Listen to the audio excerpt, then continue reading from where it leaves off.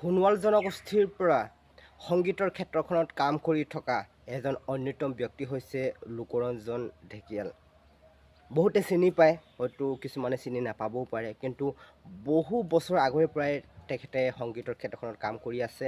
আৰু এটা খুব ভাল খবৰ যে কিছুদিনৰ আগতে তেখেতে এটা সুন্দৰ ৰোমান্টিক গীত মুক্তি পাইছে।